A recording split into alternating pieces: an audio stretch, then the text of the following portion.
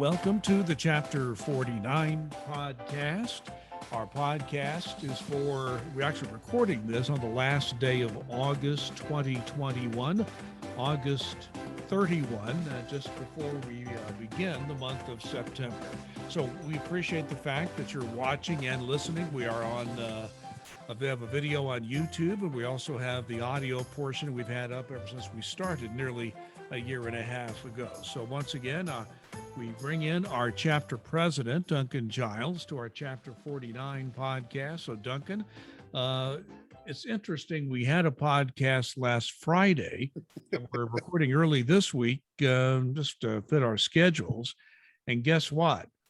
A lot of what we talked about last week changed hours after we posted the podcast. Yeah, it's kind of interesting. Do it on Thursday morning, get it out by Thursday afternoon, and then by Friday morning, boom. Yeah, and it's what's most interesting about that is that we talked a lot about how there was nothing being pushed out to the employees, and man, that happened pretty fast. That something was sent out to the employees. But we want to talk about the whole issue of the attestation form, which was the main subject of our last podcast, and will be our first subject today. It's out there. It's on HR Connect. There are deadlines now for employees to complete it and send it back. So just kind of give us a summary of what's happened on this issue since you and I last talked on a podcast. Yeah, it's been one of those things where, we talked about it on the podcast, and I did say that the dates were kind of written in sand because of the fact they could be pushed back, because this was something that was relatively quickly pushed out, that NTU found out about it, hadn't been much talk, and then all of a sudden the dates are firm and we're rolling. A couple of the points I want to hit is employees do get time on the clock to do this. I've seen no consistent message from upper level management to any of the units to say, okay, do it on this, put it under this code, do something like that. How long it's going to take depends on how easy it is to get into HR Connect. Once you get into HR Connect and find the attestation form, it doesn't take that long. But it's getting onto HR Connect, making sure it's loaded, that sort of thing can take a little bit of time depending upon the amount of traffic on there. The second thing I want to mention on this is you're going to be hearing from management that you have to do this. You have to fill out this form. They have to have it. No, they do not. If you choose not to fill out the form, they're going to look at this like you have not been vaccinated, and you will be subject to the testing. So, you don't have to fill this out, but know that if you don't, you are going to be treated as that you don't want to, you're not saying anything. You will be subject to the testing. You can say on the attestation form itself that actually it's an app, not, on HR Connect, not a form, that you can say, I don't want to disclose. That is one of the options that you can use. But if you choose to not participate at all, they'll just treat you as the fact that you're saying, I haven't been vaccinated, and you'll be subject to the testing. So I know this gets very confusing. So let me go back over this again, because technically, as far as NTEU is concerned, if an employee does not want to fill this form out, you don't have to fill it out. Just the consequence will be you will be subjected to the testing regime, whatever it may be, whenever it's rolled out. But also on the form, or the online version of the form, you have an option to say, I don't want to disclose there as well. So there are two different ways. You can simply refuse not to give the information. Am I understanding that correctly? Yeah, absolutely. Yeah. Once you get in, it'll ask if you're fully vaccinated, you've had your shot, so you're in the middle of being vaccinated, you are not vaccinated, or you don't wish to disclose. Those are going to be the four options. If you are vaccinated or you are in the process of it, it will ask you, what you've had, the Moderna, the Pfizer, the J&J. and then it will ask you if you know the date when you had your last test. Like I said, it doesn't take that long to fill it out. It's just getting to it and finding it. It's submitting it. That doesn't take long either, is based on what you're hearing. Clicking a button. Okay, so there's You're no clicking a turn. button and you're done. So have there been reports that HR Connect is hard to get into because so many people are getting into it? I've heard reports at different times it's been down, and I would say that that's most probably due to the fact that it's being overloaded because so many people are going on there to put their information in or say, I don't want to participate or don't want to disclose. And we are attestation form normally consists of a signature. Now, you do not have a normal, pick up a pen and write your signature. This will be the equivalent of a signature online. Am I understanding that correctly? Absolutely. Yeah. Basically, there is a checkbox that you are attesting to the information that you've put in this is true. So if you're saying that you've been vaccinated, you're saying, and you've put down the type of vaccination and when you were vaccinated last, you are saying that this is true. And that is the same equivalent to signing a government document. So it has that same weight. So once you attest to this and you send it in, submit it, even if you choose not to disclose the information, whatever you're putting, if you do disclose any information on that form, online form, you must be telling the truth and it must be correct to the best of your knowledge. We need to remind people of that, correct? Absolutely. We don't want to have where people are saying that they've been vaccinated when they haven't. You absolutely do not want to do that. That could lead to some severe disciplinary problems down the road. And once again, just to repeat what you said earlier and to put it into context, if an employee says, I do not wish to fill out the form online at all, then that should be the end of the discussion. There should be no discipline or any ramifications for someone who says, I simply choose not to submit the form. Am I understanding that correctly? That is absolutely correct. I would say for anybody any members in Indiana who are listening to this, who have a manager who says you have to do this or it's insubordination, I would say contact myself or Chief Steward Gail Groves immediately. If you are, outside of the state of Indiana, I would contact your chapter and let them know that, because there is basically, like I said, it's you're refusing to fill it out, you're refusing to sign it. So it has the same thing as you don't want to disclose.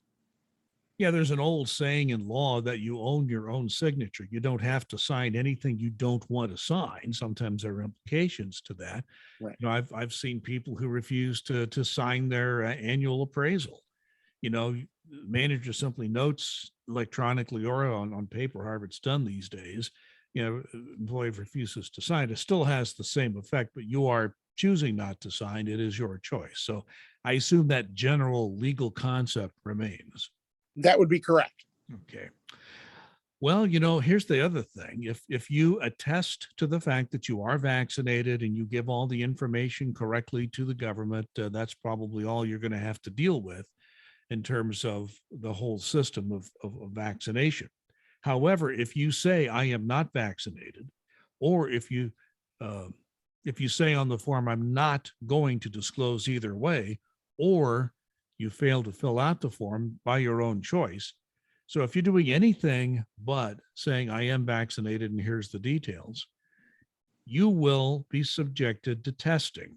And you and I have talked about testing a lot. Your daughter works in the healthcare field. You're getting some more information from the National Union and some other sources. IRS has been saying to the National Union now for several days that they don't want to even talk about what system or what they're going to use or how they're going to be testing employees until they know how many employees they're going to need to test on a weekly basis. But that's not going to be a simple task. Explain what you know about this right now. It is not. I think every agency is now starting to figure out, wow, this is going to be incredibly expensive. It's going to be very labor intensive, and we don't really have a system. It's one thing to do it at a Kansas City service center. You can have, a health officials there, a contractor there that does this, and you can do it on site. It's a different thing to do that in an Evansville, Indiana, in a Dubuque, Iowa, in a Pittsburgh outskirt in Pennsylvania. I mean, when you're getting different size PODs, you're not going to have somebody on site there. So who do you have do it? Are there going to be interagency cooperation to have, at certain places? Is it going to be a national contract? If so, one of the things they've said is, well, we're going to give them an hour to go and get the testing and come back, get the test and come back. Well, okay, what if there's a huge line for testing, like there is in many places, including Indiana? What if this is they're saying, oh, wait, we're not going to be able to give you an instant test. It's going to take a couple of days. There's so many different ramifications here that still have to be worked out. And National NTU, trust me, is pressing IRS on all of these to get as much information as possible. I don't think that they'll be rolling out the testing anytime soon. They're trying to gather all this information to figure out what they need to do. And then they're going to figure out how they need to do it.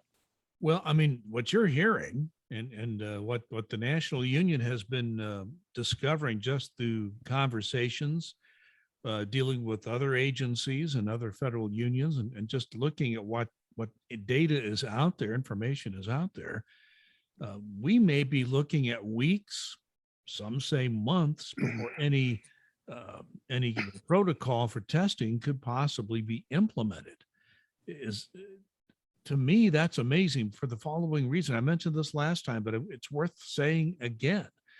If we have unvaccinated people in these workplaces, to the extent people are showing up for work, we have unvaccinated people in these workplaces, and it's going to take weeks to start the testing. What does that say? That's going to prove interesting. If somebody is on site and they are unvaccinated, are they going to be treated any differently than folks who are vaccinated? Are they going to be, said, okay, you've got to remain 6 feet apart. We need to make sure that there are certain protocols that you have to follow that perhaps people who have been vaccinated don't. We haven't heard the details of any of that yet.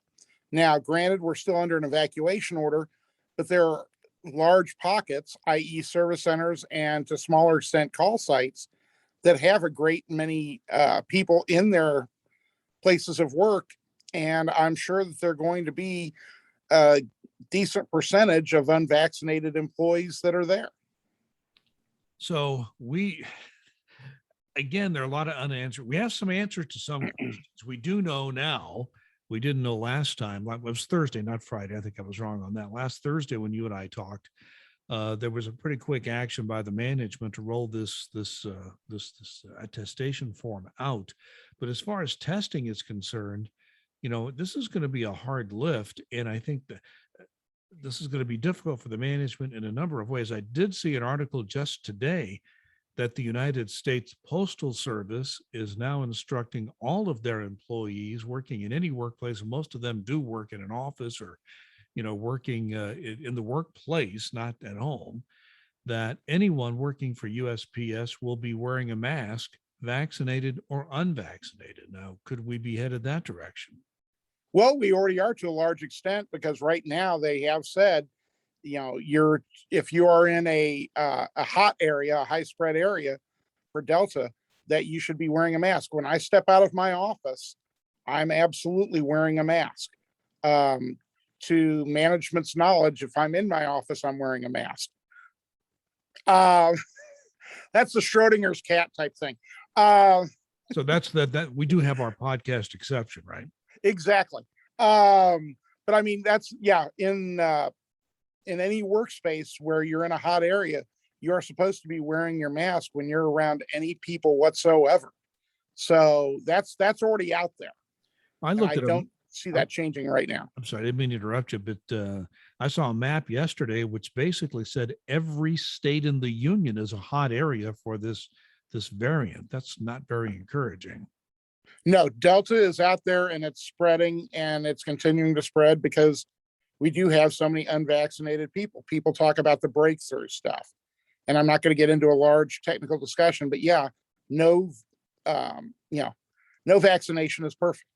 And you are going to have breakthroughs, but the vast majority of breakthroughs are where you don't have near as severe symptoms as you would. So you're not ending up in the hospital. You're not ending up on the ICU unit or worse. So that's why it's just the smart thing to do is get the vaccine.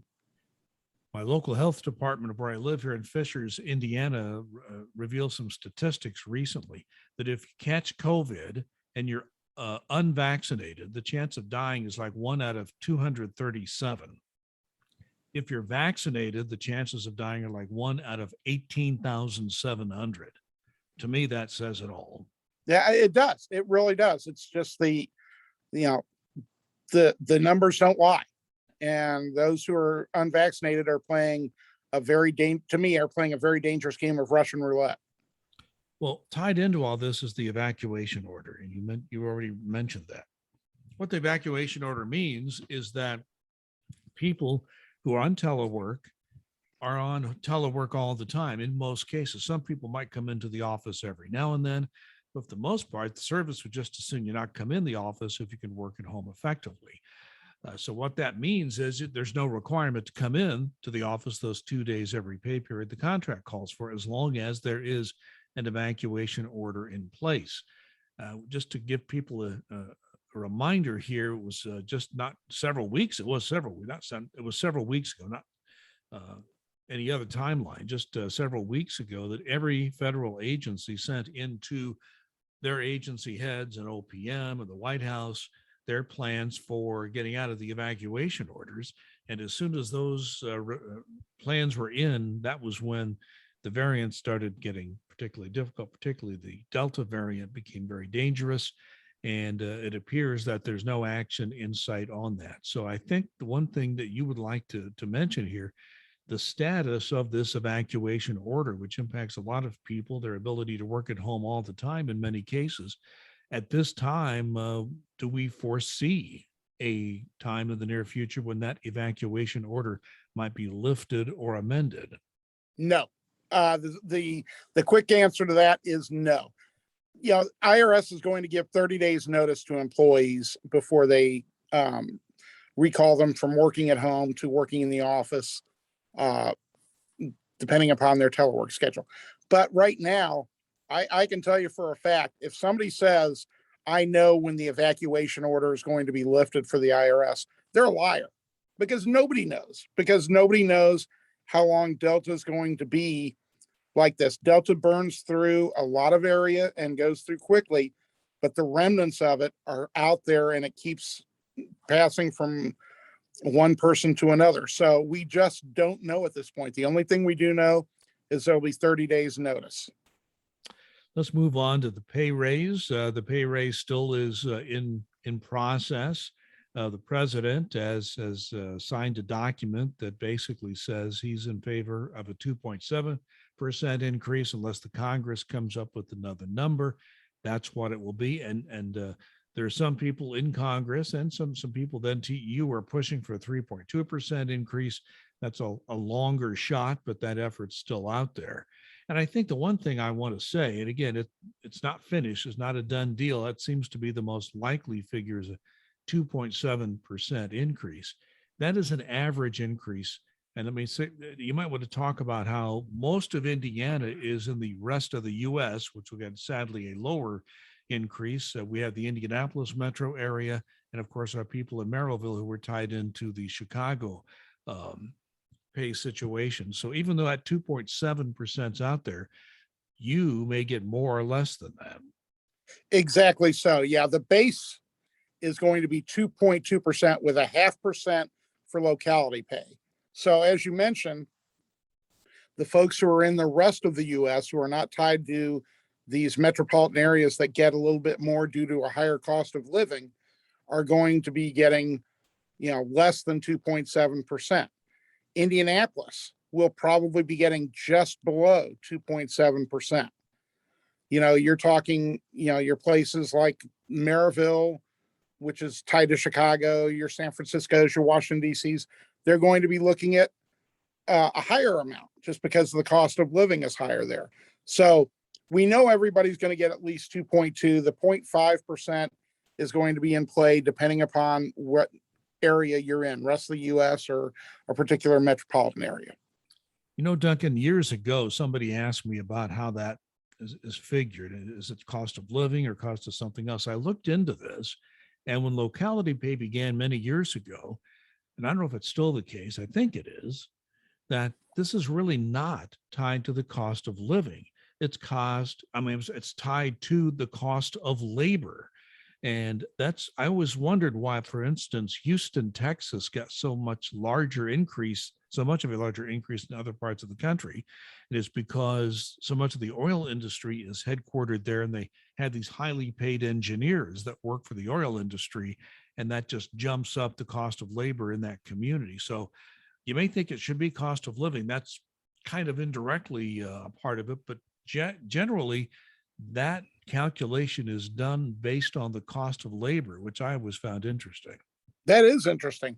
And yeah, labor would be a cost that would attribute to the other things that would go with the cost of living. But yeah, I did not realize that locality was labor versus cost of living in that particular area.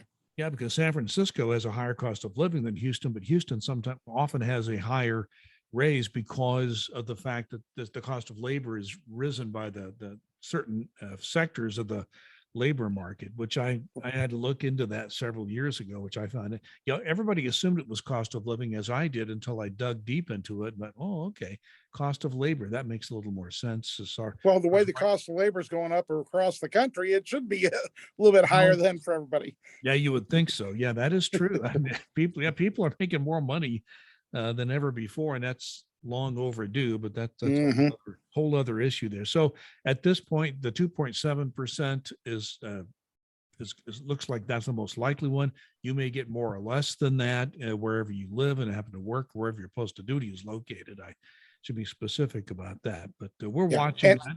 Go ahead, please. And I do want to mention that you said that NTU was pushing for that. Yeah, there are a lot of federal unions pushing for the 3.2%. There are members of Congress that are looking at 3.2% as well. So 3.2% is not dead.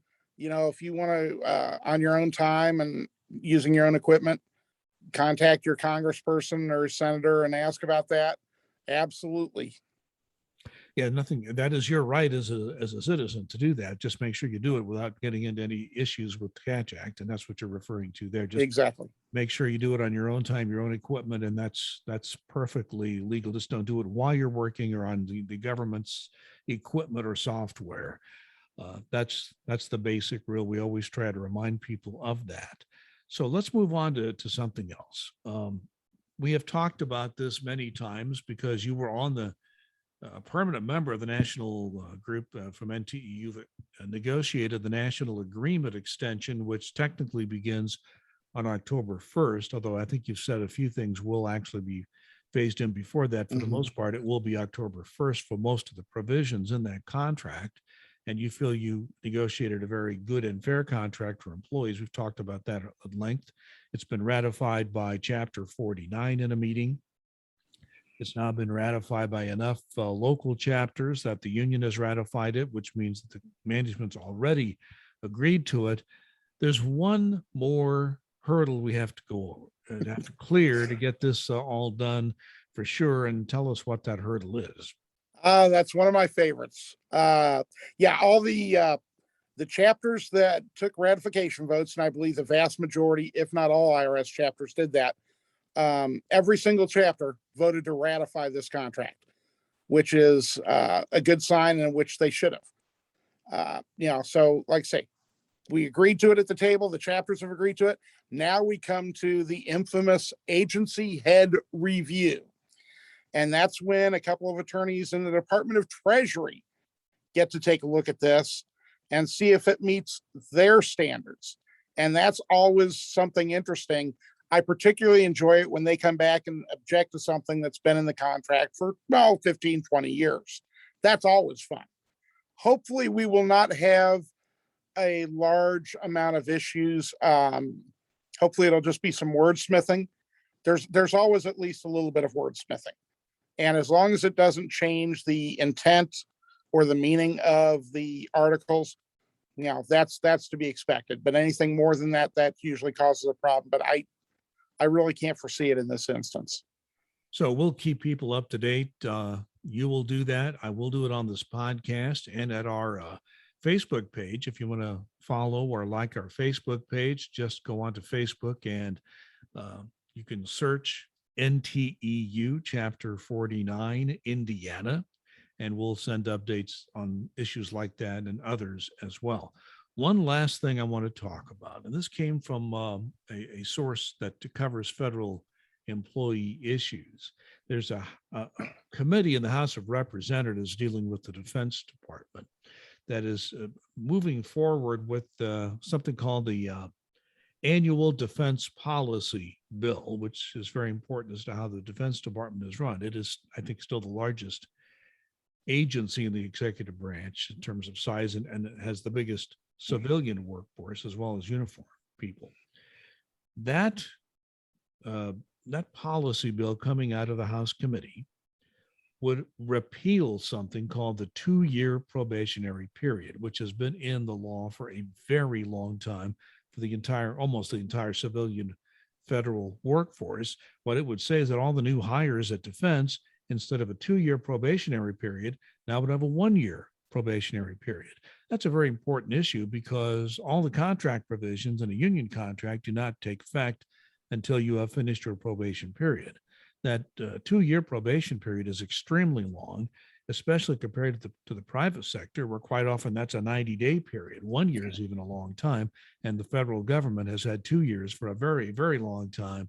If that could be changed at the Defense Department often becomes a template for other federal agencies. So if this does, and again, it's early stages, nothing's been approved finally, but this is an encouraging sign.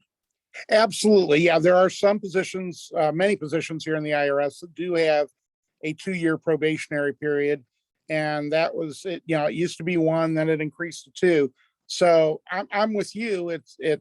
If you don't know if somebody's doing the job after 1 year, that's a management issue right there, that your manager is not aware of what's going on in their group.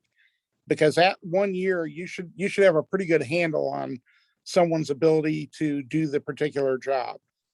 2 years is a bit excessive. So if this does come to be for the Defense Department, I can guarantee that National NTU will be looking at this to seeing what can be done for other parts of the executive branch to be able to get that down to the 1 year. Well, Duncan, we kept it right at 30 minutes this time. Your final minute or so of wrapping it up.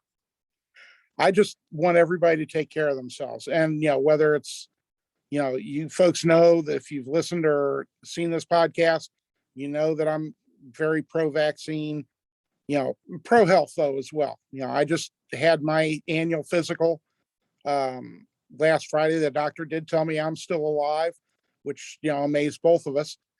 But you want to take care of yourself, and because we want you to be here. We want you to be here until you can run out of here when you want to retire. So do what you need to do to take care of yourself. See your doctor, get vaccinated. Just be here for us.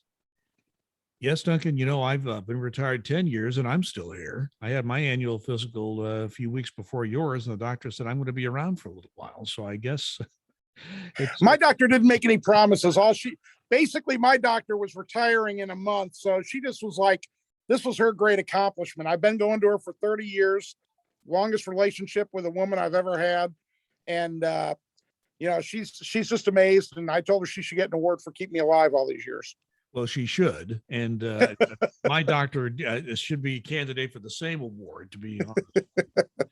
So, hey, you just heard Duncan Giles. He's the chapter president here for Chapter 49. We represent most IRS employees in the state of Indiana. We appreciate you watching and listening with whichever way you do consume this podcast. If you like it, let your friends know. And if you want to be aware of when this posts, all you have to do is send Duncan Giles an email nteu49 at AOL.com. So thank you so much for watching and listening. Please be safe and be kind.